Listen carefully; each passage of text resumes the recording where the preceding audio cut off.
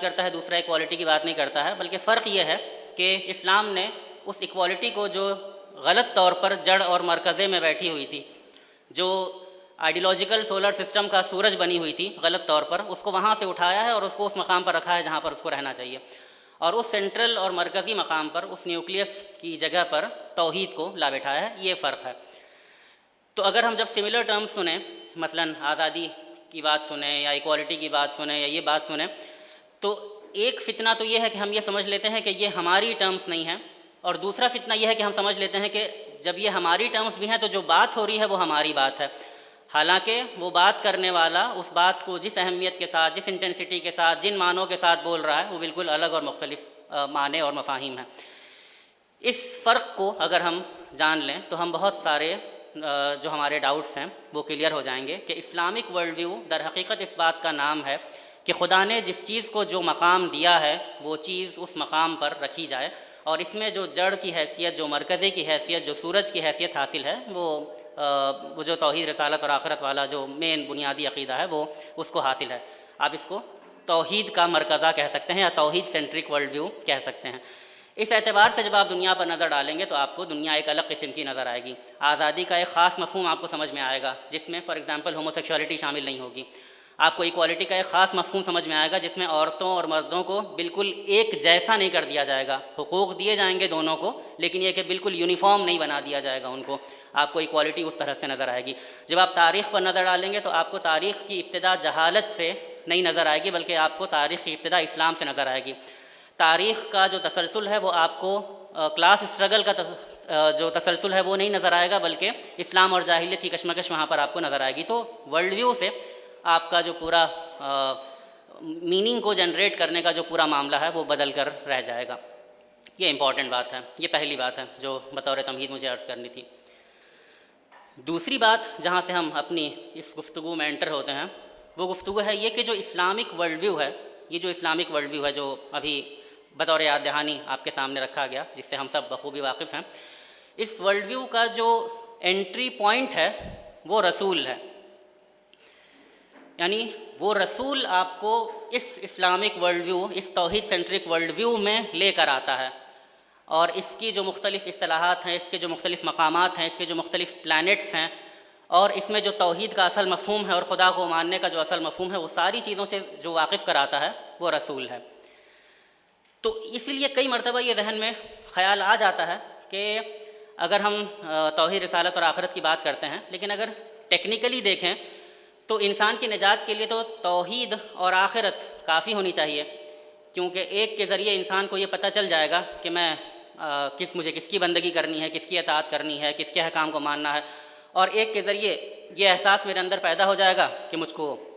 جواب دہی کرنی ہے اللہ تعالیٰ کے سامنے اور وہ سب ساری چیزیں. تو لیکن یہ چیز جو ایک شیطانی وسوسے کے تحت ایکسٹرا نظر آ رہی ہے، پرابلم یہ ہے کہ شروعات یہیں سے ہوگی، بنیاد یہی ہے. تو ایمان بالرسالت کی اہمیت یہ ہے کہ آپ رسول پر ایمان لائیں گے اور پھر آپ کو پتہ چلے گا کہ خدا پر ایمان کیسے لانا ہے،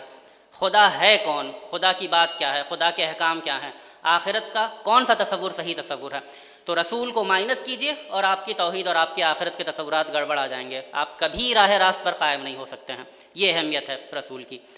تو اسلامک ورلڈ ویو میں جو انٹری پوائنٹ ہے وہ رسول ہے. اور پرابلم یہ ہے، المیہ یہ ہے جو ریئلائز نہیں کر پاتے ہم لوگ، کہ جب وہ انٹری پوائنٹ ہے تو وہی ایگزٹ پوائنٹ بھی ہے. کہ اگر کوئی انسان یہ سوچے کہ میں توحید اور آخرت پر تو قائم ہوں، رسول کی تو کوئی خاص ضرورت لگ نہیں رہی ہے سو کالڈ، تو وہیں سے وہ اسلامک ورلڈ ویو سے ایگزٹ کر جائے گا. ممکن ہے کہ اس کو شعور نہ ہو اس بات کا، لیکن وہ ایگزٹ کر جائے گا وہاں سے، کیونکہ رسول کو مائنس کرنے کے بعد وہ نہ توحید کو سمجھ پائے گا، نہ توحید کے تقاضوں کو سمجھ پائے گا، نہ کسی الجھن کا اس کو جواب مل پائے گا، نہ آخرت کا صحیح تصور قائم کر پائے گا. اس کو لگے گا کہ میں توحید کا صحیح تصور میرے پاس ہے، لیکن یہ کہ وہ توحید کا گڑبڑانا تصور ہوگا، وہ اپنی نفسانی خواہشات کی اتباع کر رہا ہوگا. اس کو لگے گا کہ آخرت کا صحیح تصور میرے پاس ہے، لیکن کبھی وہ آواگمن میں الجھ جائے گا، کبھی وہ کسی اور چیز میں الجھ جائے گا. تو یہ رسول جو ہے اور ایمان بالرسالت جو ہے، اس کی اہمیت یہ ہے کہ یہی اسلامک ورلڈ ویو کا انٹری پوائنٹ ہے اور یہی ایگزٹ پوائنٹ ہے. تو یہ بہت ہی بنیادی چیز ہے، اور اسی بنیادی چیز ہونے کی وجہ سے جو اٹیک ہے وہ آپ کو اس پر بہت سارا ملے گا. بالخصوص دور جدید میں، کہ خرم مراد نے اور دیگر لوگوں اس پر کافی تفصیل سے لکھا ہے۔ وہ آپ دیکھیں کہ مغرب کا جو پورا زور ہے وہ آپ کو توحید اور آخرت سے بڑھ کر رسول صلی اللہ علیہ وسلم کی ذات پر، احادیث پر، سنت پر، حدیث کی کتابوں پر، تدوین پر اور بہت ساری اس طرح کی چیزوں پر ملے گا، کیونکہ ان کو آپ کو اس ورلڈ ویو سے ایگزٹ کرا دینا ہے۔ اس کے بعد آپ اپنے من مانے طور پر خدا کو مانتے رہیں، من مانے طور پر آخرت کو مانتے رہیں۔ بہت لوگ خدا کو مانتے ہیں، بہت لوگ آخرت کو مانتے ہیں، کوئی مسئلہ نہیں ہے اس میں ان کو۔ تو یہ جو انٹینسٹی ہے اس موضوع کی، وہ انٹینسٹی ہمارے سامنے رہنی چاہیے کہ یہ اس بیک گراؤنڈ میں جو چیز آ رہی ہے اس کو اس حیثیت سے ہمیں سمجھنے کی ضرورت ہے۔ تو مغرب نے اللہ کے رسول صلی اللہ علیہ وسلم کی ذات کو ٹارگٹ کیا۔ پہلے یہ جو ٹارگٹ تھا وہ بہت غیر علمی قسم کا تھا، ہنسی مذاق اور غلط سلط باتیں اور پروپیگنڈا اور اس طرح کی چیزیں تھیں، لیکن یہ انداز زیادہ دن چل نہیں سکتا تھا۔ تو پھر اس کے بعد دوسرا جو دور آیا وہ مستشرقین کا دور آیا، جہاں پر ہم یہ دیکھتے ہیں کہ انہوں نے ایک خاص علمی نہج پر اللہ کے رسول صلی اللہ علیہ وسلم کی ذات کو اور سیرت مبارکہ کو اور احادیث کو ٹارگٹ کرنے کا آغاز کیا، اور اس کی تفصیلات میں جانے کا موقع نہیں، لیکن یہ کہ پورا وہ مستشرقین کا پروڈیوسڈ کیا ہوا جو لٹریچر ہے اس کو اگر ہم دیکھیں گے تو ہم یہ پائیں گے کہ اس میں اللہ کے رسول صلی اللہ علیہ وسلم کی ذات کو بالخصوص نشانہ بنانے کی کوشش کی گئی ہے۔ اور اس سے متاثر ہو کر ایک ٹرینڈ ہمارے پاس پیدا ہوا، جس کو آپ انکار حدیث یا استخفاف حدیث یا جس طرح کا بھی نام دے سکتے ہیں۔ اور شروعات میں ہمیں یہ بڑا معصوم سا ٹرینڈ نظر آتا ہے، کیونکہ مثلاً فار ایگزامپل سر سید احمد خان ہمارے سامنے آتے ہیں، جن کی اپنی ذات اور اپنی شخصیت اور ان کی نیتوں کا خلوص اور ان کی جد و جہد اور محنت اور قربانی اور وہ ساری چیزوں کی گواہی دینے کے لیے بہت سارے لوگ موجود ہیں، لیکن یہ کہ انبیاء کے علاوہ کوئی معصوم ہے نہیں، اور انبیاء کی عصمت اپنے آپ میں ایک بحث ہے جو اسی ٹاپک کے تحت آئے گی۔ تو یہ کہ ان سے بھی اس معاملے میں جو خطرناک غلطیاں ہوئیں اور جو دروازے کھلے جس سے بہت سارے لوگ پھر چوپٹ داخل ہوتے ہیں، وہ سارا معاملہ بھی ہمارے سامنے آتا ہے۔ تو سر سید احمد خان نظر آتے ہیں جہاں پر اللہ کے رسول سے محبت، اللہ کے رسول صلی اللہ علیہ وسلم کی اتباع اور ان کا مطلب وہ سارے جذبات تو نظر آتے ہیں، لیکن ایک یہ نظر آتا ہے کہ نہیں، قانون اور شریعت اور اس طرح کے معاملوں میں وہ جو استخفاف والا رویہ ہے، یا وہ جو عقائد میں غیب کے معاملات میں، فرشتوں میں، معجزات میں اور اس طرح کی جو غلطیاں اور جو کوتاہیاں ان سے ہوئی ہیں، وہ ان کا اپنا لٹریچر اس پر شاہد ہے، ان کی اپنی تفسیر قرآن اور دیگر چیزیں ہم دیکھ سکتے ہیں۔ تو وہاں ہمیں محسوس ہوتا ہے کہ مسلمانوں میں اس ماڈرن زمانے میں وہ ایک پہلی شخصیت نظر آتی ہیں ایسی جو اس چیز کو ہمارے سامنے لا کر پیش کرتے ہیں۔ اس کے بعد یہ چیز جو ایشو بنا لی جاتی ہے، مولوی عبداللہ چکڑالوی اور دیگر لوگ ہمارے سامنے آتے ہیں جو بالکل اسی چیز کو لے کر اٹھتے ہیں، اور ان کا یہ زور ہوتا ہے، یہ اصرار ہوتا ہے کہ اللہ کے رسول صلی اللہ علیہ وسلم جو ہیں وہ ان کا کام یہ تھا کہ وہ اللہ کی کتاب کو امت تک پہنچا دے، دنیا تک پہنچا دیں، اور کتاب سے ہٹ کر ان کی کوئی تشریع اتھارٹی نہیں ہے، ان کی کوئی یعنی ان کی بات، ان کا کلام اپنے آپ میں حجت نہیں ہے، سوائے اس کے کہ جو وحی الہی ہو، اور وحی الہی کا مطلب یہ ہے کہ جو قرآن ہے یہ، اور پھر وہ یہ سلسلہ آگے چلتا ہے۔ تو ایسا نہیں ہے کہ جب یہ سلسلہ شروع ہوتا ہے تو وہ اس سے ڈیل نہیں کیا جاتا ہے، یہ سلسلہ جب شروع ہوتا ہے تو اس سے ڈیل بھی کیا جاتا ہے۔ چنانچہ ہم دیکھتے ہیں کہ مولانا ثناء اللہ امرتسری صاحب فار ایگزامپل، انہوں نے چکڑالوی کی زندگی ہی میں 2-4 رسالے لکھے تھے، پھر اس کے بعد انہی کے فالوورز میں مولوی احمد دین وغیرہ کچھ لوگ سامنے آتے ہیں، تو ان کے جواب میں بھی ان کی پوری خط و کتابت ہوتی ہے، بہت سارے لیٹرز وغیرہ لکھے جاتے ہیں، یہاں سے بھی لکھے جا رہے ہیں، وہاں سے بھی لکھے جا رہے ہیں، اور وہ سب پبلش موجود ہیں، وہ ہم دیکھ سکتے ہیں۔ وہ ہسٹری اگر ہمارے پیش نظر رہے تو دور حاضر میں اس طرح کی جو باتیں اور اس طرح کے جو پیغامات نئی نئی بوتلوں میں پیش کیے جاتے ہیں، تو وہ ہسٹری اگر ہمارے سامنے رہے گی تو ان بوتلوں سے اور ان کی نئی پیکیجنگ سے اور ان کے نئے لیبل سے ہمیں ہراساں ہونے کی اور ہمیں پریشان ہونے کی کوئی ضرورت نہیں رہے گی۔ ایک بات اور عرض کر دی جائے اگر یہاں پر، کہ یہ مجھے بتانا اس لیے تھا، یعنی اس شروعات کو سر سید احمد خان کی معصوم لغزشوں سے لے کر چکڑالوی کے بلند بانگ دعووں، اور پھر یہ مولوی احمد دین جن کا میں نے ذکر کیا، ان کی جو یعنی بالکل صاف جو غلطیاں وہاں پر نظر آ رہی ہیں، یہ اس لیے بتانا تھا کہ کئی دفعہ پوائنٹ آف ڈپارچر جو ہوتا ہے وہ بہت معمولی ہوتا ہے، یعنی ایک اسٹریٹ لائن ہے اور آپ جو ہیں وہ وہاں سے ڈپارٹ کرنا شروع کریں تو شروعات میں جو ڈسٹینس ہوگا وہ اتنا کم ہوگا کہ ہو سکتا ہے نظر بھی نہ آئے، کچھ ملی میٹرز کا فاصلہ ہوگا، لیکن جیسے جیسے لائن بڑی ہوتی جائے گی ویسے ویسے آپ کو وہ ڈفرینس نظر آنے لگے گا۔ تو سر سید احمد خاں جب وہ باتیں کر رہے تھے تو بہت سارے لوگوں کو ان کے اپنے دیگر کارناموں کی روشنی میں اور جس کیفیت کے ساتھ جس غیر متنازع انداز میں بہت ساری چیزوں کو وہ پیش کر رہے تھے، لوگوں کو اتنا بڑا ڈفرینس ممکن ہے نہیں نظر آیا ہو، لیکن جیسے جیسے وہ بات آگے چل جاتی رہی تو اس کے جو تقاضے سامنے آتے رہے تو وہ ڈفرینس بالکل کھل کر کے کلیئر ہو گیا۔ یعنی کئی دفعہ یہ بات بہت ہلکی محسوس ہوتی ہے کہنے میں، اور کہیں نہ کہیں جا کر آپ اس سے کچھ اف بٹ کر کے ایگری بھی ہو جائیں گے کہ اللہ کے رسول صلی اللہ علیہ وسلم کی خود اطاعت نہیں کرنی ہے، اللہ کے رسول کی اطاعت در حقیقت خدا کی اطاعت کا نام ہے وغیرہ وغیرہ، لیکن اس جملے سے میں کیا مین لے رہا ہوں اور وہ کیا مین لے رہے ہیں یہ الگ بات ہے۔ تو یہاں سے چیز شروع ہوئی تھی، لیکن وہ جب انکار حدیث کی وہ پوری تحریک تک پہنچتی ہے تو ہو یہ جاتا ہے کہ نماز صرف 2 ہوگی یا نہیں ہوگی، نماز جو ہوگی تو اس میں قیام نہیں ضروری ہے، رکوع نہیں ضروری ہے، سجدہ نہیں ضروری ہے، نماز تو صرف ذکر الہی کا نام ہے،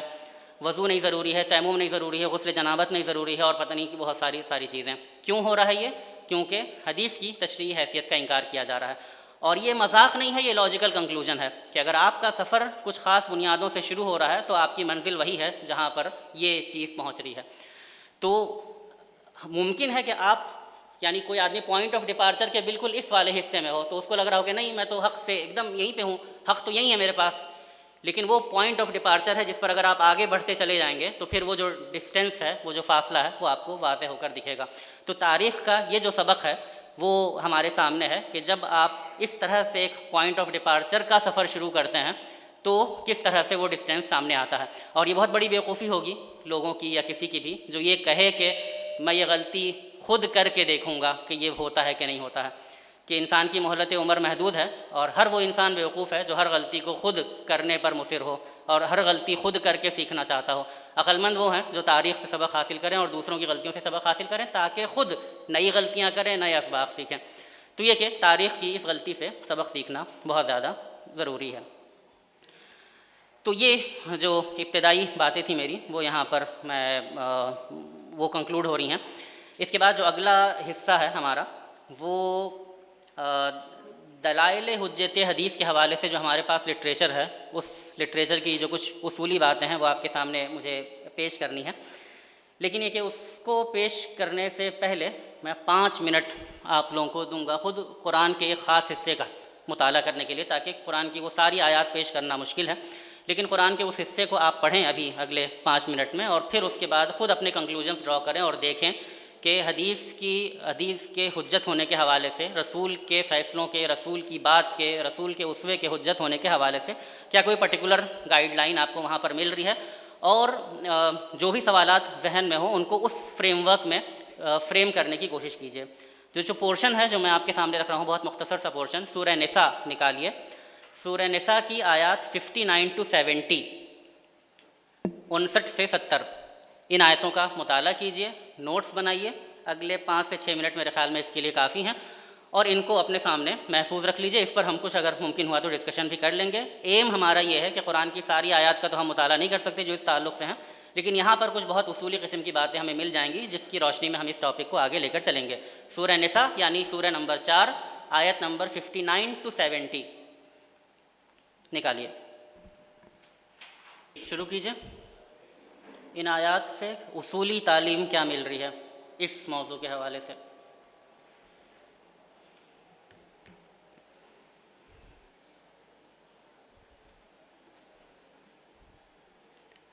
مائک ہے یا ایسی زور سے بولیں گے؟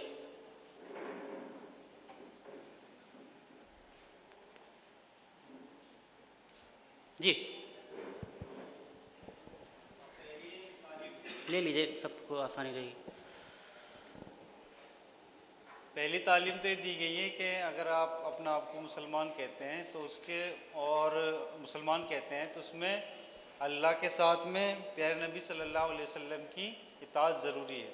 اور اس میں یہ بات بتا دی ہے کہ اگر آپ اس میں اختلاف پاتے ہیں تو آپ کو مطلب اللہ اور اس کے رسول کی طرف رجوع کرنا ہے. تو یہ پہلی بات تو یہ ہے کہ رسول کی اطاعت مطلب یہ ہے کہ اس میں فرض قرار دی گئی ہے. اس کے علاوہ دوسری بات یہ ہے کہ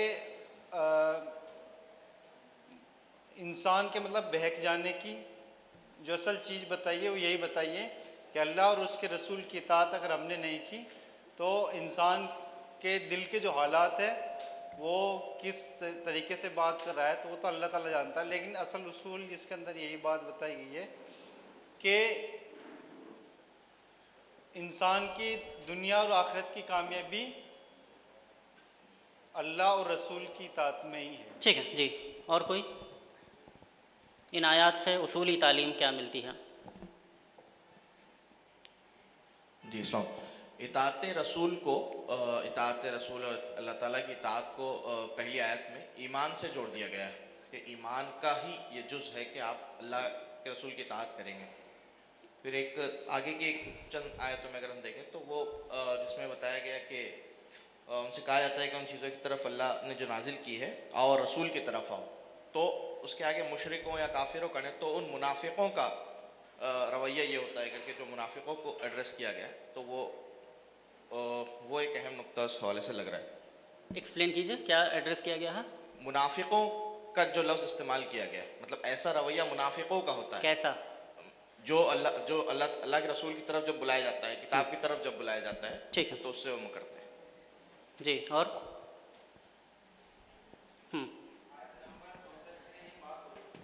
ایک منٹ لے لیجیے. آیت نمبر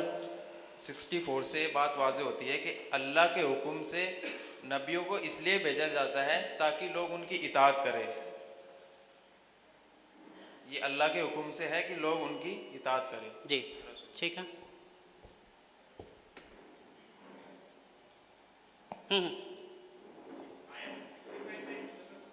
ایک منٹ لے لیجیے آپ. یہ ان کے بعد آیت نمبر 69 میں جو بتایا گیا ہے کہ جو اللہ اور اس کی رسول کو اطاعت کرے گا اس کے لیے ریوارڈز ہے اور جو ریوارڈز ملے گا وہ ان لوگوں کی طرح ہوگا جو صدیق ہے جو شہید ہے اور جو نیک کام کرتے ہیں. تو ایک پورا کمیونٹی کو بلایا گیا ہے کہ جو اللہ اور اس کی رسول کو اطاعت کرے گا وہ صرف اکیلا نہیں ہوگا, وہ ایک کمیونٹی کی طرح ہوگا. ٹھیک ہے جی. جی تو 65 جو آیت ہے اس کا جو بہت کلیئر ایمفیسس ہے کہ مومن ہونے کے لیے لازمی شرط یہ ہے کہ آپ کے جو معاملات ہیں ذاتی معاملات اس میں رسول کو جو ہے ان کی بات کو حجت تسلیم کیا ہے. اگر اس کو آپ اگنیکٹ کرتے ہیں تو پھر وہاں پہ مومن نہیں ہو سکتا شخص. ٹھیک ہے تو ہم لوگ آگے بڑھ سکتے ہیں. کوئی اور بات ہے؟ بڑھیں آگے. جی تو یہ پورشن صرف اس لیے تھا آپ کی اپنے ایک پریکٹیکل طور پر جان لینے کے لیے کہ قرآن میں رسول کو کس حیثیت سے متعارف کرایا گیا ہے. اور یہ یقین مانیے کہ یہ کوئی ایک پرٹیکولر پورشن نہیں ہے بلکہ آگے جو میں کچھ مطالعے کے لیے چیزیں آپ کو سجیسٹ کروں گا اس میں اگر آپ واقعتاً ان کا مطالعہ کریں تو آپ دیکھیں گے کہ قرآن میں جا بجا اس حیثیت کو انڈرسکور کیا گیا ہے رسول صلی اللہ علیہ وسلم. لیکن اگر انہیں آیات پر کانسنٹریٹ کرتے ہوئے کچھ چیزیں ہم لوگ دیکھیں تو ہم لوگ یہ پائیں گے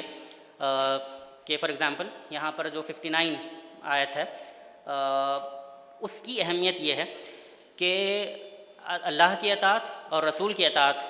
مطلق یہ دو اطاعتیں جو ہیں جو باہم کانٹریڈکٹری نہیں ہیں, اس پر ہم بعد میں آئیں گے. لیکن یہ کہ یہ جو اسلوب استعمال ہوا ہے یہ ایبسلیوٹ استعمال ہوا ہے اور اس ایبسلیوٹ استعمال کے قرآن میں آپ کو دیگر مثالیں بھی ملیں گی لیکن فی الحال اس پر میں نہیں جا رہا ہوں. میں اس پر جا رہا ہوں کہ اس آیت کی اہمیت یہ ہے کہ امت کا جو رسول سے رشتہ ہے وہ اپنے آپ میں ایک لیونگ ریلیشن شپ ہے, وہ ایک ڈیڈ ریلیشن شپ نہیں ہے. اگر وہ امت کا رسول سے یہ رشتہ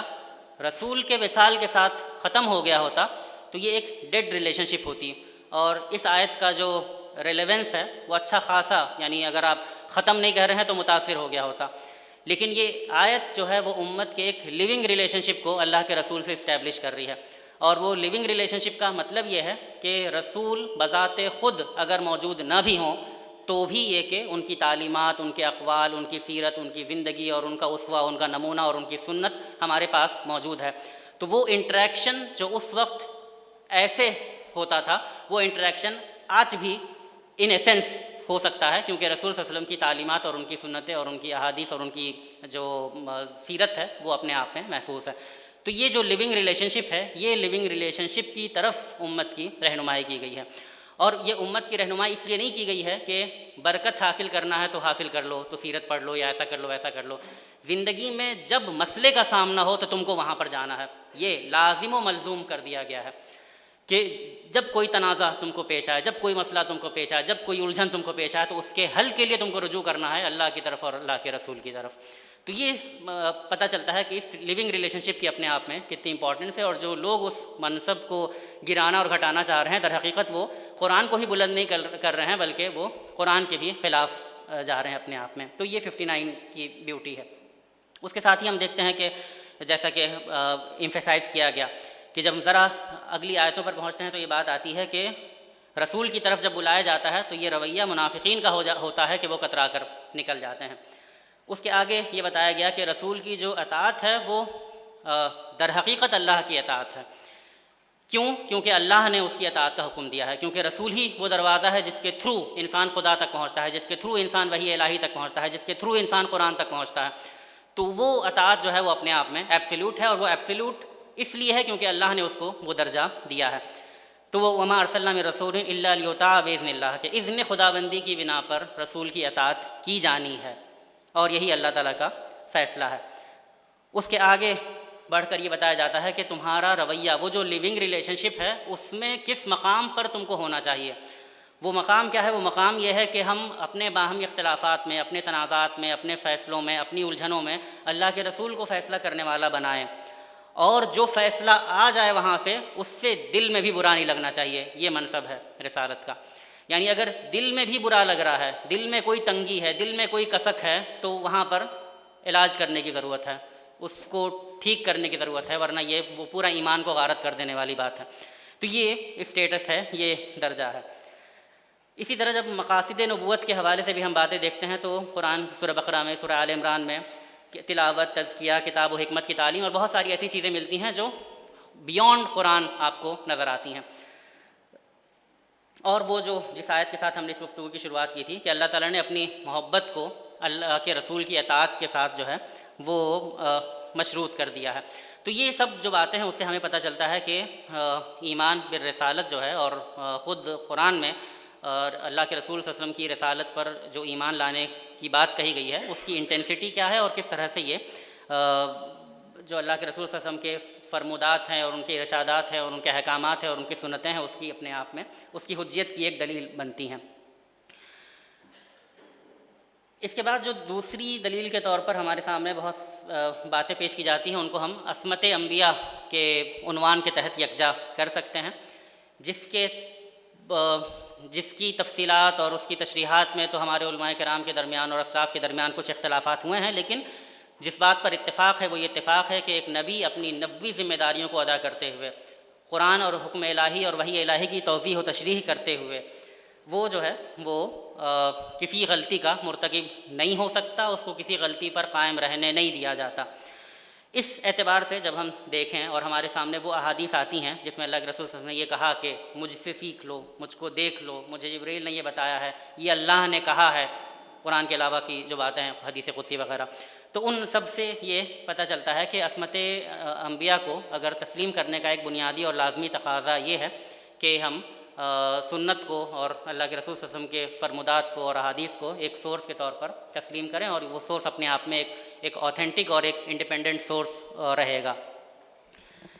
تیسری دلیل کے طور پر اس بات کو ایمفیسائز کیا گیا ہے کہ اس اجماع کو جو پوری تاریخی دور میں ہمارے سامنے آتا ہے، بالخصوص صحابہ کرام کا عمل، اور بالخصوص صحابہ کرام کا عمل جو کہ دور نبوی میں ہمیں نظر آتا ہے. یعنی اس پوری تاریخ میں ہم دیکھتے ہیں کہ پوری امت نے اس بات کی کوشش کی ہے، اس بات کے لیے ایفرٹس کیے ہیں کہ اللہ کے رسول صلی اللہ علیہ وسلم کی سنت کو بالکل مضبوطی سے پکڑ لیا جائے. اس کا ان کو حکم بھی ملا تھا. اللہ کے رسول صلی اللہ علیہ وسلم کی کئی حدیث ایسے ہمیں مل جاتی ہیں جس میں یہ بات کہی گئی کہ قرآن اور سنت یہ دو بنیادی سورس ہیں، اور اس کو دانتوں سے پکڑ لو، اور اس کو پکڑ لو گے تو تم گمراہ نہیں ہوگے. تو اس میں جب ہم دیکھیں گے تو ہم پائیں گے کہ صحابہ کرام جو ہیں وہ اللہ کے رسول صلی اللہ علیہ وسلم کے ارشادات کو، اللہ کے رسول صلی اللہ علیہ وسلم کے افعال کو، اللہ کے رسول صلی اللہ علیہ وسلم کے سکوت کو، ہر چیز کو حجت جانتے تھے اور اس کے مطابق عمل کرنے کی کوشش کرتے تھے۔ وحی الہی میں کبھی کوئی ڈاؤٹ ہو رہا ہے، کبھی کوئی سمجھنے کی ضرورت ہے، تو اللہ کے رسول صلی اللہ علیہ وسلم سے رجوع ہوتے تھے۔ ان کے سامنے یہ بات بالکل واضح تھی کہ ہمارے سامنے جب زندگی کے کوئی معاملہ آئے گا، کوئی مسئلہ آئے گا تو ہم کتاب اللہ سے فیصلہ کریں گے، وہاں کوئی بات نہیں ملتی ہے تو ہم اللہ کے رسول صلی اللہ علیہ وسلم کی سنت سے فیصلہ کرنے کی کوشش کریں گے، اللہ کے رسول صلی اللہ علیہ وسلم کے فرمان کی روشنی میں فیصلہ کرنے کی کوشش کریں گے، اور وہاں بھی کوئی بات اگر ہمیں نہیں ملتی ہے تو ہم کتاب و سنت کی روشنی میں اجتہاد کر کے اپنی بہترین کوشش کر کے اس کو حل کرنے کی سعی کریں گے۔ جو حضرت معاذ بن جبل رضی اللہ عنہ کی حدیث ہے وہ اس سلسلے میں خاصی رہنمائی ہمارے سامنے پیش کرتی ہے، اور یہی رویہ ہم امت کے علماء کرام اور اسلاف کا دیکھتے ہیں کہ وہاں بھی یہ رویہ ہمیں نظر آتا ہے کہ لوگ کتاب اللہ سے فیصلہ کرنا چاہتے ہیں، اس کے بعد اللہ کے رسول کی احادیث میں اس مسئلے کا حل تلاش کرتے ہیں، وہاں حل نہیں ملتا ہے تو اس کے بعد اپنے سے اجتہاد کر کر کچھ مسئلے کو حل کرتے ہیں اور ساتھ میں کہہ دیتے ہیں کہ ضروری نہیں کہ ہمارا صحیح ہو سکتا کچھ غلطی ہو۔ اور کبھی کبھی جب ان کو پتہ چلتا ہے کہ فلاں حدیث ہماری نظر میں نہیں تھی اور اس لیے ہم نے فلاں فیصلہ کر دیا اپنی طرف سے، لیکن اب وہ حدیث جب ہمارے سامنے آ گئی ہے تو ہم اس فیصلے کو کالعدم کرتے ہیں اور اس حدیث کی روشنی میں فیصلہ سناتے ہیں۔ تو اس طرح کی مثالیں بھی ہمارے سامنے ملتی ہیں جس کے حدیث کے لیے ائمہ کرام نے اور فقہاء نے اپنی رائے سے رجوع کیا ہو۔ تو یہ ساری چیزیں ہمارے سامنے آتی ہیں۔ تو یہ جو صحابہ کرام جو رسول صلی اللہ علیہ وسلم کے دور میں وہاں سے عمل شروع ہوتا ہے خلفاء راشدین کے زمانے میں، اور پھر جو ہماری پوری اسلامی تاریخ ہے، یہ جو اجماع ہے اپنے آپ میں، یہ بھی اس بات کی ایک دلیل ہے کہ اللہ کے رسول صلی اللہ علیہ وسلم کی حیثیت کو اسی طرح سے امت نے سمجھا ہے، اور اس حیثیت کو اسی طرح سے سمجھا جانا یہ قرآن سے بھی ثابت ہے، اور پھر جو صحابہ کرام جو قرآن کو ریسیو کر رہے تھے اللہ کے رسول صلی اللہ علیہ وسلم سے، ان سے بھی یہ چیز ثابت ہوتی ہے۔ اگلی دلیل جو کہ اپنے آپ میں بہت سارے دلائل کا مجموعہ ہے، اس میں سے ہر دلیل جو ہے یہ اپنے آپ میں بہت سارے دلائل کا مجموعہ ہے، وہ یہ کہ جب آپ اللہ کے رسول کی سنتوں کو اور احادیث کو مائنس کر دیتے ہیں اور دین کو سمجھنے کی کوشش کرتے ہیں تو ایسا ممکن نہیں ہوتا ہے، اور آپ اسی انحراف کا شکار ہوتے ہیں جس کی کچھ مثالیں اس سے پہلے پیش کی گئیں، کیونکہ تنہا بغیر سنت کے اور بغیر احادیث کے قرآن پر عمل کرنا جو ہے وہ ناممکن ہے۔ چنانچہ قرآن سے یہ بات پتہ چل جاتی ہے کہ نماز پڑھنی ہے، روزہ رکھنا ہے، زکوٰۃ دینی ہے، حج کرنا ہے، لیکن ان کی اہمیت کیا ہے، ان کے اوقات کیا ہیں، ان کے مناسک کیا ہیں، ان کا طریقہ کار کیا ہے، غلطی ہو تو کفارہ کیا ہے، مقدار کیا ہے، کیفیت کیا ہے، ان کی آفات کیا ہیں، اس حوالے سے آپ کو تفصیلی گائیڈ لائنز جو ہیں وہ نہیں ملتی ہیں، اور ان تفصیلی گائیڈ لائنز کا نہ ملنا نعوذ باللہ قرآن کریم کی کمی نہیں ہے۔ قرآن اپنے آپ میں ایک اصولی کتاب ہے جس کو ایک شارح کے ساتھ بھیجا گیا ہے، اس کو پبلشر کے پاس بھیج کر ڈسٹریبیوشن نہیں ہوا ہے اس کا، بلکہ اس کو ایک شارح کے ساتھ بھیجا گیا ہے جس نے اس پر عمل کر کے دکھایا ہے، عمل کر کے بتایا ہے، اس پر چلنے والی ایک سوسائٹی برپا کر کے دکھائی ہے۔ تو وہ اس پوری چیز کو ٹیکسٹ سے الگ کر کے دیکھنا یہ اپنے آپ میں بڑی بیوقوفی کا رویہ ہے، جس پر اگر کوئی چلنا چاہے تو وہ چل بھی نہیں سکتا ہے اسی قرآن کی روشنی میں، اس کو فوراً کوئی دوسرا سہارا تلاش کرنا پڑے گا۔ وہ سہارا یقیناً سنت اور سیرت اور حدیث سے کمزور سہارا ہوگا، اس کی اپنی عقل کا سہارا ہوگا، اس کی اپنی نفسانی خواہشات کا سہارا ہوگا، اور دیگر جو بھی چیزیں ہوں گی ان کا سہارا وہ لینے پر مجبور ہوگا، لیکن یہ سارے سہارے بودے اور یہ سارے سہارے کمزور ہیں۔ اسی طرح حدود کے نفاذ کے معاملے میں ہم دیکھتے ہیں تو وہاں بھی آپ کو کچھ کلیئرٹی تو مل جائے گی، اصولی باتیں مل جائیں گی، لیکن مثلاً چوری کب مانی جائے گی، کتنی مقدار اور اس کا نصاب کیا ہوگا، ہاتھ کہاں سے کاٹے جائیں گے، اور کب کن معاملوں میں حدود ساقط ہوں گی وغیرہ وغیرہ، اس طرح کی ساری چیزیں آپ کو نہیں نظر آئیں گی۔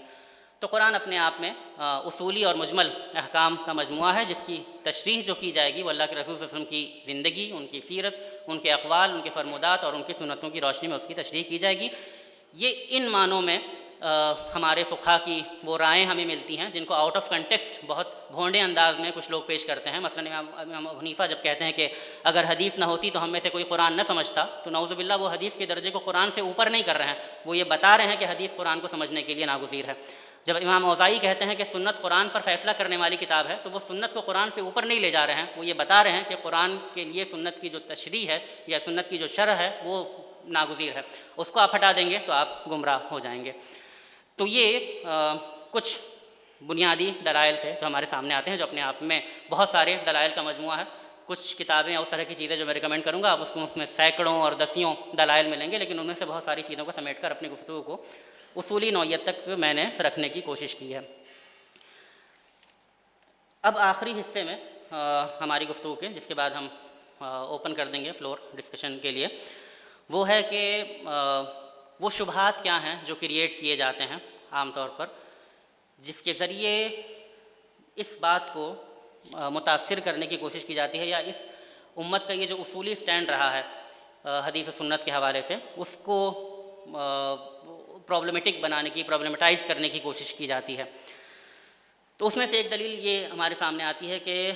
اللہ کے رسول صلی اللہ علیہ وسلم کے زمانے میں حدیثیں لکھی نہیں گئیں، یہ ایک دلیل کے طور پر آتی ہے۔ اس کے ہمارے علماء اور فقہاء اور محدثین وغیرہ نے 2 جوابات دیے ہیں، اور وہ دونوں جواب بڑے ریلیونٹ ہیں اور بڑے یعنی اس اعتراض کی جڑ سے ختم کر دیتے ہیں۔ پہلی بات یہ ہے کہ یہ اعتراض بہت ایک عجیب قسم کا یعنی سیلفش ٹائپ اعتراض ہے، جو یہ کہہ رہا ہے کہ آتھینٹک ہونے کی وہی ڈیفینیشن میرے نزدیک قابل قبول ہے جو میری ڈیفینیشن ہو، اس کی کوئی دوسری ڈیفینیشن میں قبول کرنے کے لیے تیار نہیں ہوں۔ اور وہ ڈیفینیشن کیا ہے؟ وہ ڈیفینیشن یہ ہے کہ چیز کا لکھا ہونا شرط ہے اس کے آتھینٹک ہونے کے لیے، حالانکہ یہ اپنے آپ میں کوئی شرط نہیں ہے۔ تو فقہاء اور محدثین نے جب اس اعتراض کو لیا تو انہوں نے کہا کہ حدیثوں کی آتھینٹسٹی جو ہے وہ صحابہ کرام کے عدل سے ثابت ہوتی ہے، کتابت سے ثابت نہیں ہوتی۔ اگر کوئی کتاب لکھی ہوئی ہو لیکن ہمیں اس کے بارے میں یہ یقین نہ ہو کہ اس کو لکھنے والے نے آتھینٹک لکھا ہے کہ نہیں لکھا ہے، سننے والے نے صحیح سے سنا ہے کہ نہیں سنا ہے، لکھنے والے نے صحیح سے لکھا ہے کہ نہیں لکھا ہے، ایڈٹ کرنے والے نے ڈھنگ سے ایڈٹ کیا ہے کہ نہیں کیا ہے، تو وہ کتاب باوجود یہ کہ لکھی ہوئی ہے مگر وہ آتھینٹک نہیں ہے۔ اور کوئی بات جو ایک فرد نے یاد کی ہے، جس کی یادداشت میں مجھے کوئی پرابلم نہیں نظر آتا ہے، جس کی یادداشت اور حافظے کی قوت کو میں مان سکتا ہوں یا اس کی قسم کھا سکتا ہوں، اور وہ فرد بالکل آتھینٹک طریقے سے کہ میں نے یہ بات سنی ہے، میں نے یہ بات جانی ہے، اور اس بات کو پیش کرے، تو باوجود یہ کہ وہ بات لکھی ہوئی نہیں ہے مگر وہ بات آتھینٹک ہے، تو یہ بات اپنے آپ میں پرابلمٹک ہے کہ کسی چیز کا لکھا ہونا اس کے آتھینٹک ہونے کے لیے ضروری ہے۔ یہ بات اپنے آپ میں پرابلمٹک ہے، اور اس ازمپشن کو چیلنج کرنا ضروری ہے۔ یہ بالکل ویسا ہی ازمپشن ہے جیسا فیمنسٹ چیلنج کرتے ہیں کہ اسلام میں عورتوں کو کمتر درجہ دیا گیا ہے کیونکہ عورت پر کمانے کی ذمہ داری نہیں ڈالی گئی، کمانے کی ذمہ داری مرد پر ڈالی گئی ہے۔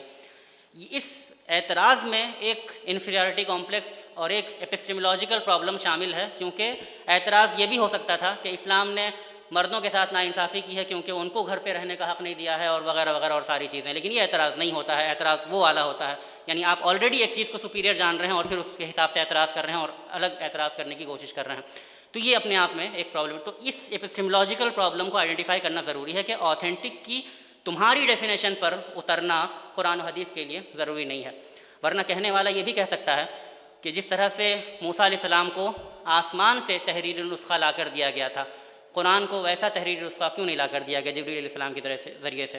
جبریل علیہ السلام نے اورل پہنچایا، اللہ کے رسول نے اورل بول کر لکھوایا اپنے سامنے، تو اس سے زیادہ آتھینٹک تو وہ ہوتا جب آسمان سے تحریر اتر جاتی۔ تو اس کا کیا جواب دیا جائے گا؟ اگر آپ کے نزدیک ڈیفینیشن یہ ہو گئی آتھینٹک کی کہ وہ لکھا ہوا ہی آتھینٹک ہے، تو آپ اس اعتراض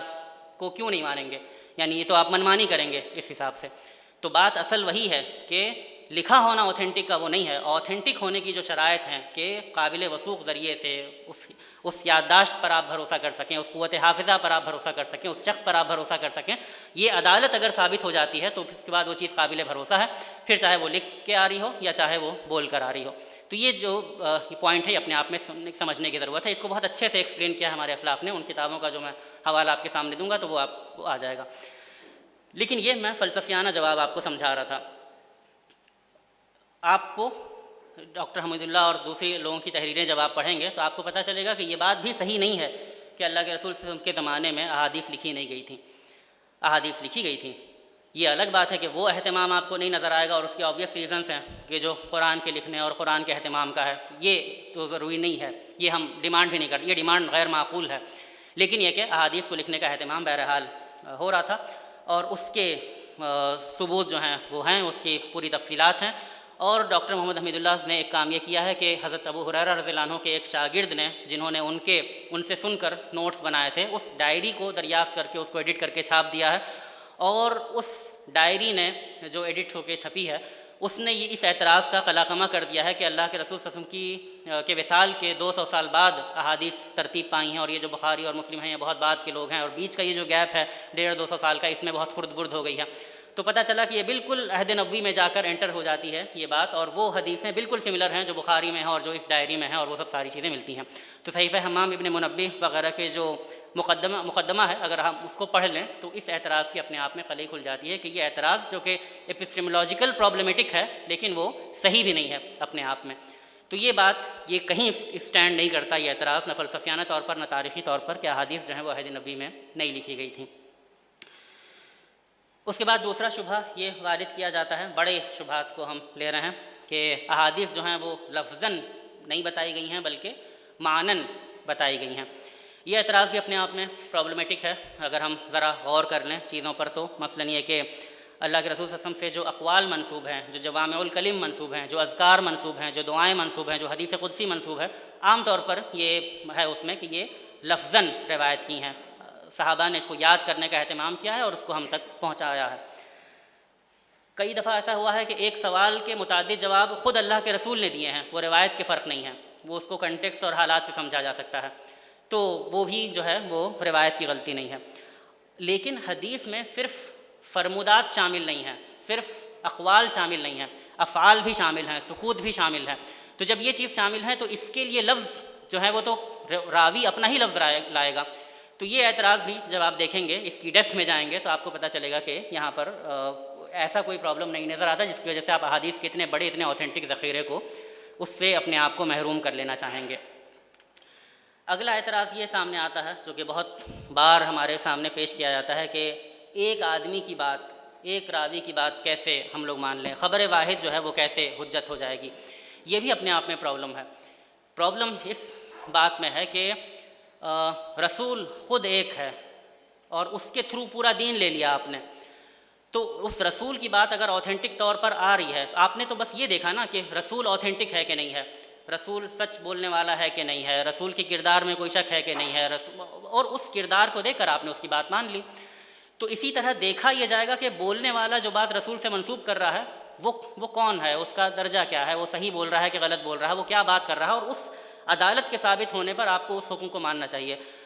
ورنہ میں کوئی بات یہ مان لوں کہ 4 لونڈے یہ بات بول رہے ہیں اس لیے ان کی بات مان لی جائے، اور ابوبکر صدیق اکیلے ایک بات بول رہے ہیں، ایک ہیں تو نہیں مانوں گا، اس سے بڑی بیوقوفی کیا ہوگی۔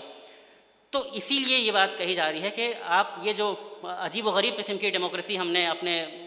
روح پر طاری کر لی ہے، اس سے باہر آ کر جو اصل کرائٹیریا ہیں حق اور باطل کے، اس پر ہمیں فوکس کرنے کی ضرورت ہے۔ اور اس کی خوب ساری مثالیں ہمیں ملتی ہیں قرآن میں۔ سورہ حجرات میں ہم دیکھتے ہیں کہ ایک فاسق اگر خبر لائے تو تحقیق کر لیا کرو، یہ ہدایت ملی ہے، تحقیق کر لیا کرو۔ فاسق خبر لائے تو یہ نہیں کہا گیا کہ بھائی ایک آدمی لا رہا ہے تو مانو ہی مت سرے سے، ایک آدمی ہے وہ، انتظار کرو 2-4 لوگ آ کے بتائیں گے تو نہیں، وہ فاسق بھی ہے تو بھی تحقیق کرنے کے لیے کہا گیا، یعنی اگر وہ قابل اعتماد ہے تو اس کو ماننا چاہیے۔ اور اس کی خوب ساری مثالیں ہمیں ملتی ہیں۔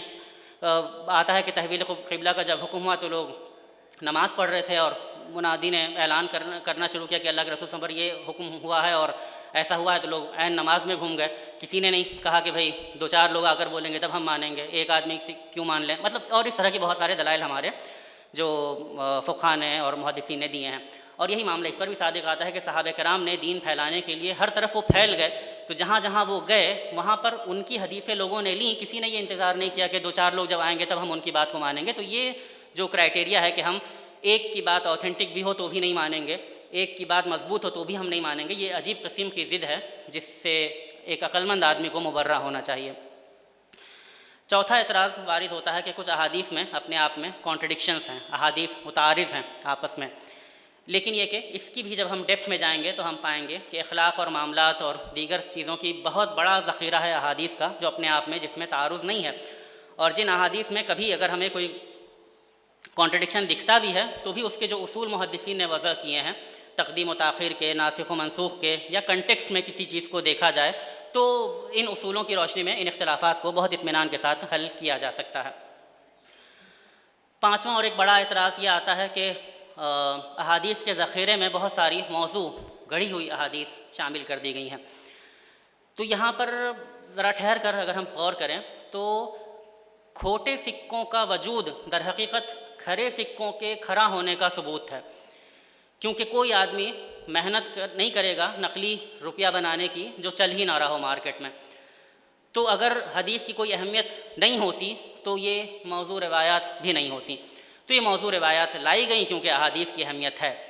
اب پرابلم تب ہوتی جب ہمارے پاس کوئی کرائٹیریا نہیں ہوتا اصلی نوٹ اور نقلی نوٹ میں پہچان کر لینے کا، لیکن کرائٹیریا بڑا واضح اور بڑا بین وہ ہمارے علماء نے اور محدثین نے بنایا،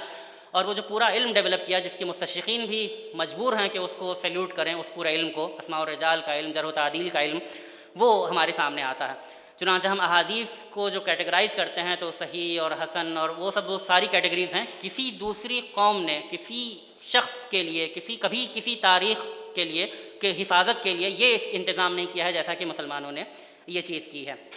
اس میں روایت اور درایت دونوں شامل ہیں. یعنی محدثین کی کڑی شرطوں کا کچھ ایگزامپل اگر ہم لیں تو ہمیں اس جو ایفرٹ ہے انٹلیکچوئل ایفرٹ اس کی اہمیت کا اندازہ ہوگا کہ وہ ایفرٹ کیا تھا اپنے آپ میں. کیونکہ یہ بہت آسان ہے کہ 1-2 منٹ کا ویڈیو سنا اور پھر نکل پڑے احادیث پر اعتراض کرنے کے لیے،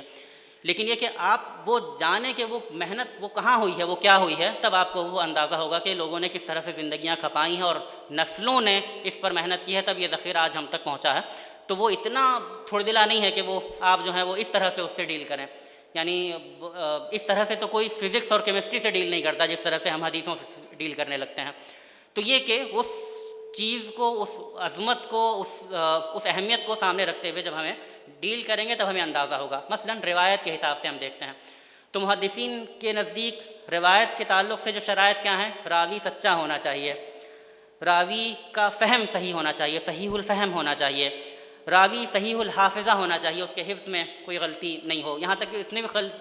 میں بھی فرق کیا ہے کہ فلاں عمر تک ایک راوی کی روایت لی جائے گی کیونکہ اس وقت تک اس کا حافظہ ٹھیک تھا، اس کے بعد وہ بھولنے لگا تھا، اس کے بعد اس کی روایت کا یہ درجہ متعین کیا جائے گا. یہ احتیاطیں ہمیں ملتی ہیں یہاں پر. اسی طرح راوی خود ثقہ اور خود متقی ہو، خود محتاط ہو، بہت لاؤبالی نہ ہو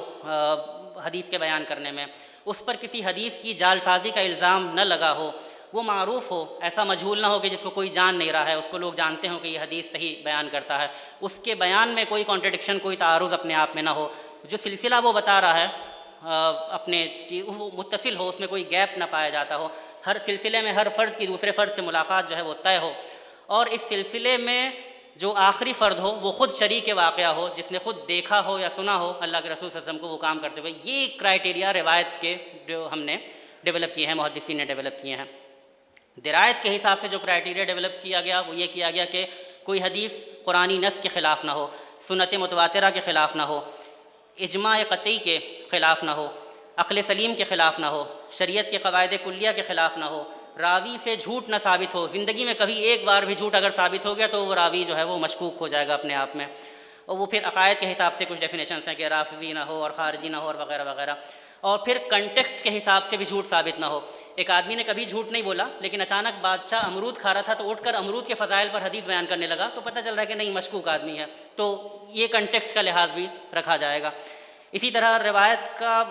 کے مضمون میں جو انٹرنل کنسسٹنسی پائی جائے، واقعہ تاریخی شہادت کے خلاف نہ ہو، الفاظ جو استعمال کیے جائیں وہ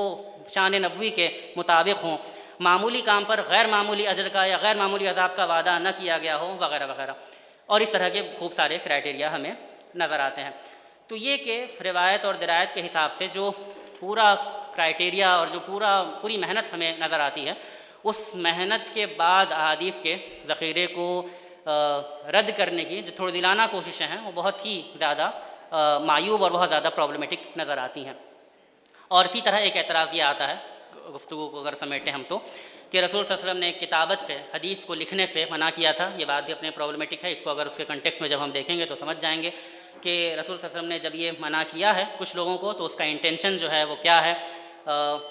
قرآن میں وہ چیز مکس نہ ہو، قرآن کو نماز نہیں پڑھنا ہے، حدیث سے تو احکام ہی ثابت ہو رہے ہیں، اس کو یاد کرنا کافی ہے. یا کنٹیکسچولی طور پر ہم یہ بھی کہہ سکتے ہیں، کچھ محدثین نے یہ بات کہی ہے کہ پرٹیکولر لوگوں کو منع کر دیا گیا جو کتابت قرآن پر معمور تھے، لیکن کچھ لوگوں کو جو خاص لوگ تھے جو لکھنے میں غلطی کا احتمال کم تھا ان کو اجازت دے دی گئی، مثلا حضرت عمرو بن العاص اور حضرت ابو ہریرہ وغیرہ کو.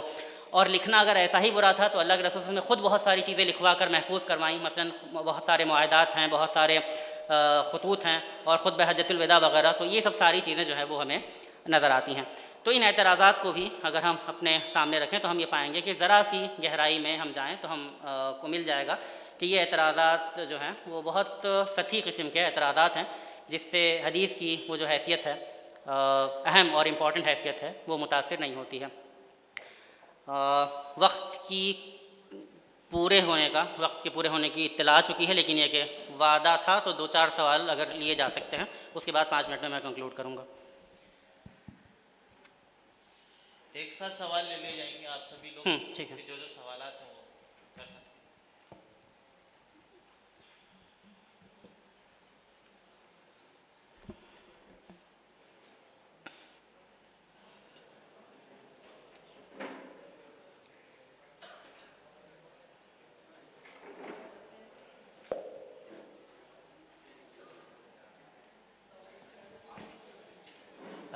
ٹائم کم ہے، جلدی جلدی سوالات کر لیں، کسی کے سوال ہیں تو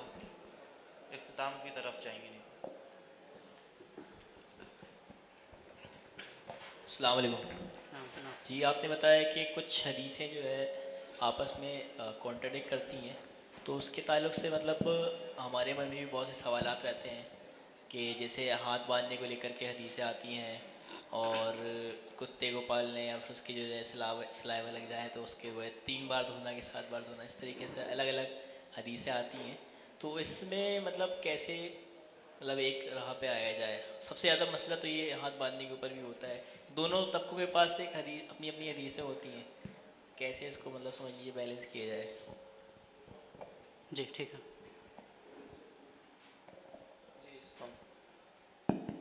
یہ استخفاف حدیث وغیرہ کے حوالے سے غامدی صاحب کی کیا تھاٹس ہے، وہ تھوڑا جاننا چاہ رہا ہوں۔ آپ کچھ بتائیے تو جواب مل جائے گا، اب ان کو کیوں ایکسپلین کیا جائے یہاں پہ؟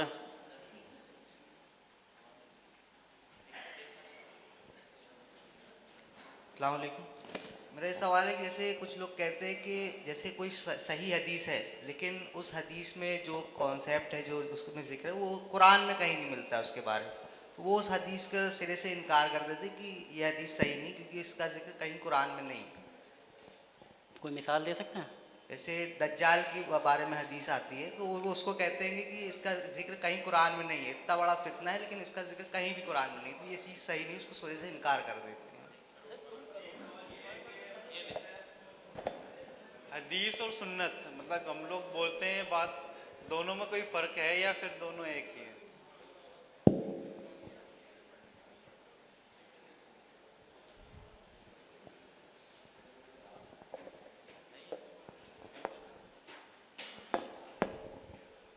السلام علیکم۔ استخفاف حدیث جو غامدی صاحب کا نریٹو ہے، جو میں نے سمجھا ہے اس حوالے سے میرا ایک سوال کریٹ ہوتا ہے، وہ میں آپ سے جاننا چاہوں گا کہ وہ کہتے ہیں کہ حدیث کو جو لوگ حجت مانتے ہیں وہی لوگ قرآن کو بھی مانتے ہیں، وہ تو سارے مسلمان مانتے ہیں۔ حدیث کو نہ ماننے کی ایک بڑی وجہ یہ بھی ہے کہ حدیث جس طریقے سے ہم تک پہنچی ہے وہ طریقے نہیں ہیں کہ جس میں خدا دین کی بنیادیں جس پہ رکھیں، جیسے قرآن مجید ہے جو عملی تواتر سے ہم تک پہنچا، اور جس طرح قرآن کی جو حفاظت کی گئی ہے، تو قرآن مجید کو جو اہمیت دی گئی اس طرح اس کی حفاظت بھی کی گئی، لیکن احادیث کو ہم وہ اہمیت کیوں دیں جبکہ وہ اللہ تعالیٰ ہی نے ان کو وہ اہمیت نہیں دی؟ تو وہ طریقے کے اوپر سوال اٹھاتے ہیں کہ حدیث جس طریقے سے ہم تک پہنچی ہے وہ طریقہ اس کی اجازت نہیں دیتا کہ ہم ان سے حجت دین میں اس طریقے کو مانیں۔ جی یہ سوال۔ سنت کی اتباع کے اوپر مطلب کہاں تک اس کی اتباع ہونی چاہیے؟ کچھ لوگ مطلب داڑھی رکھنا ہے، کرتا پاجامہ پہننے کو فرض تک لے آتے ہیں، تو مطلب اس کے اوپر جاننا۔ ایک آخری ادھر پیچھے۔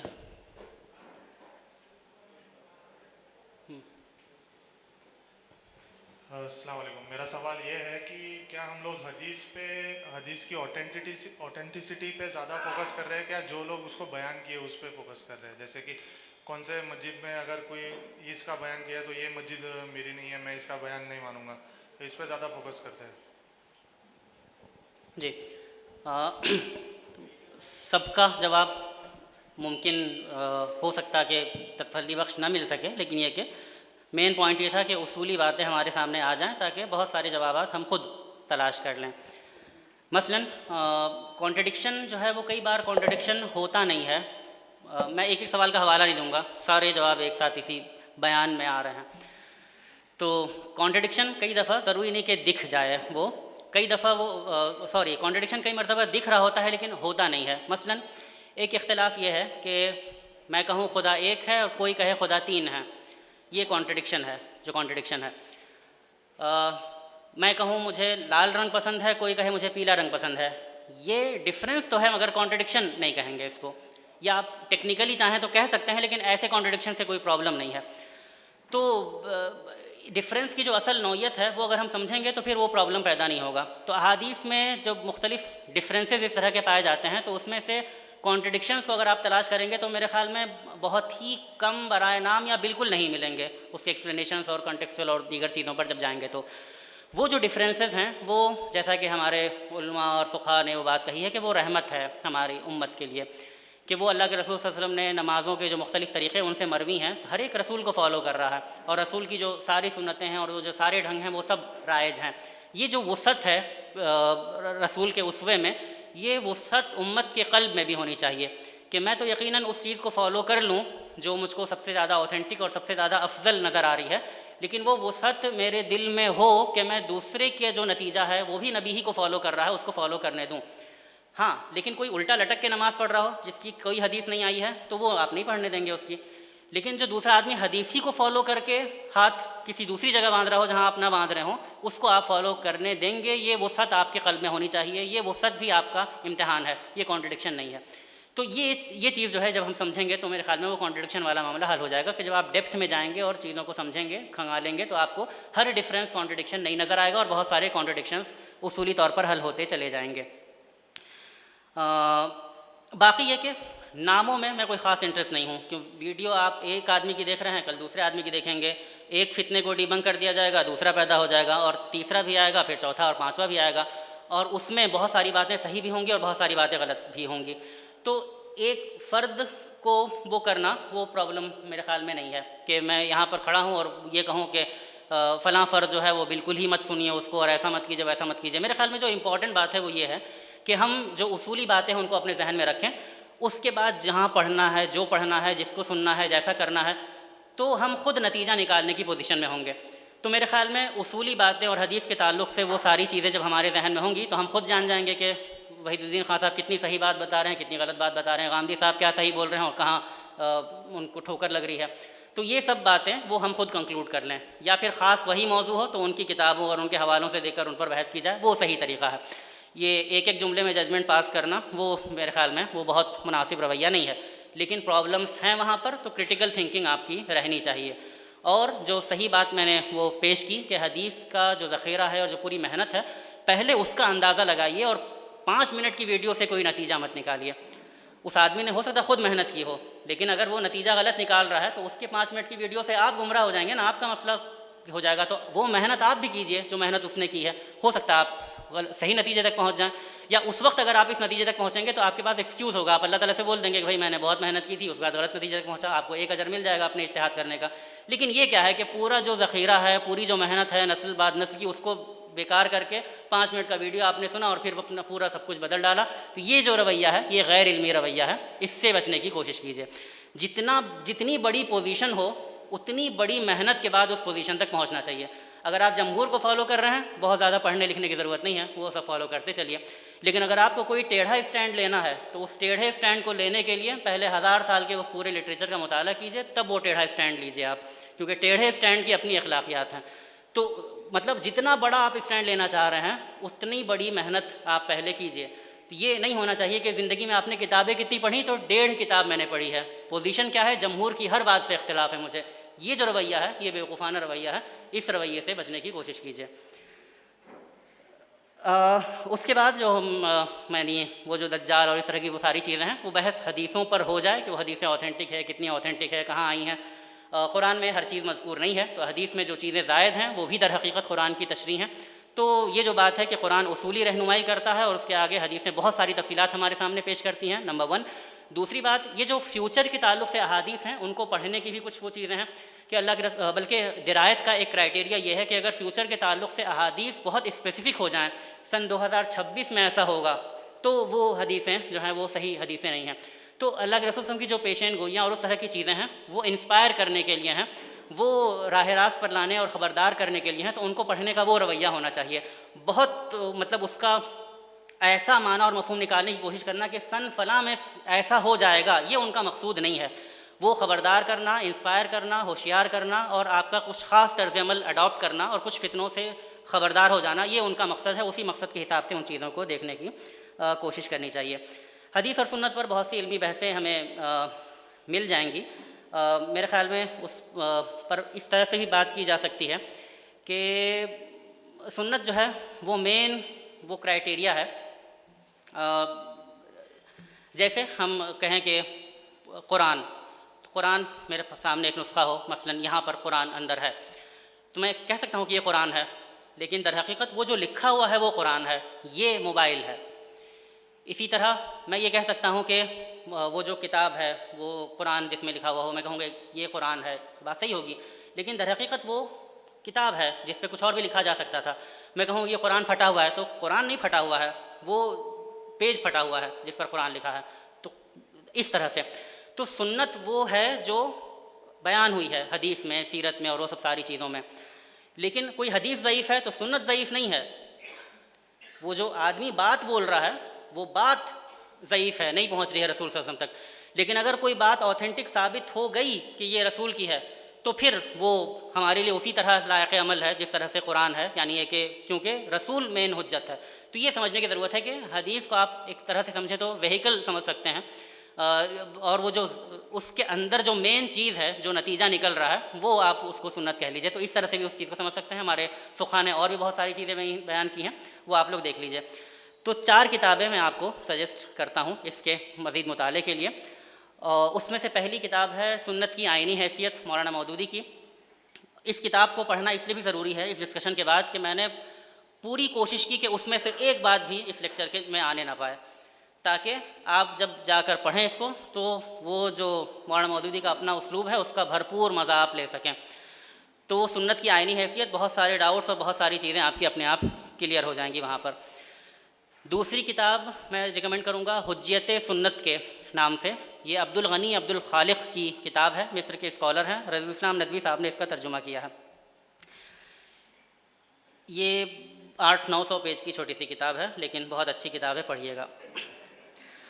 اس کے بعد محاضرات حدیث،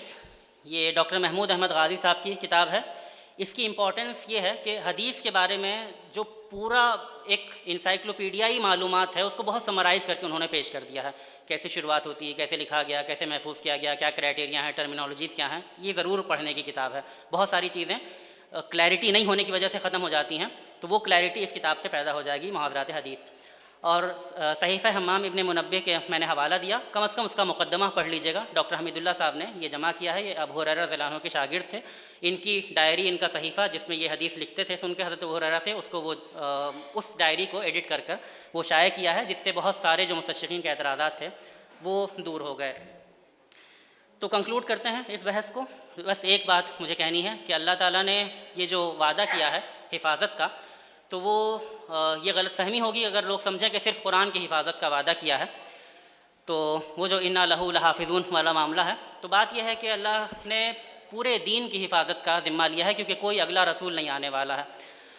یریدون لیطفئوا نور اللہ بافواہہم واللہ متم نورہ ولو کرہ الکافرون۔ تو اس میں قرآن کی حفاظت ہے، پورے دین کی حفاظت ہے، رسول صلی اللہ علیہ وسلم کی اپنی زندگی اور سیرت کی حفاظت ہے، جیسا کہ ہم نے شروع میں دیکھا کہ پلٹ کر رسول کے پاس جانا ہے ہمیں ہر معاملے میں، یہ لیونگ ریلیشن شپ تا قیامت باقی رہے گی۔ یہ ختم ہو جائے تو پھر آپ کس طرح سے اس دین کی حفاظت وہ ہو سکے گی۔ تو پورے دین کی حفاظت جو ہے وہ صرف قرآن کی نہیں بلکہ سنت کی حفاظت پر بھی معمور ہے۔ اب حفاظت کے طریقے پر جو اختلاف ہے، وہ اختلاف اپنے آپ میں زیادہ معنی و مفہوم اس کا نہیں ہے، زیادہ پرابلم کی بات نہیں ہے، اس پر آپ اعتراض کریں گے تو اعتراض ہوگا کہ آتھینٹک میرے حساب سے آتھینٹک ہو، میرے 3 ہاتھ کیوں نہیں ہیں، میرے 4 ہاتھ کیوں نہیں ہیں، یہ والے اعتراض جو ہیں وہ ریلیونٹ نہیں ہیں۔ اللہ تعالیٰ نے محفوظ کیا ہے، جس چیز کو جیسا محفوظ ہونا چاہیے ویسا محفوظ کیا ہے، اور اللہ تعالیٰ کا دین محفوظ ہے، تو یہ کہ یہ چیز ہمارے لیے کافی ہوگی۔ رہی بات، اور یہ بھی ایک اسلوب، غور کرنے کا اسلوب ہے جس پر میں آپ کو چھوڑ رہا ہوں، کہ احادیث پر جس طرح کے اعتراضات وارد کیے جاتے ہیں، اگر آپ تھوڑی سی خلا بازی دکھائیں علمی، تو وہ سارے کے سارے اعتراضات آپ قرآن پر بھی اسی صورت سے کر سکتے ہیں، جس کی کچھ مثالیں میں نے دوران گفتگو پیش کی ہیں۔ تو یہ کہ اگر آپ یہ سوچتے ہیں، بہت سارے لوگ یہ سوچتے ہیں کہ ہم حدیث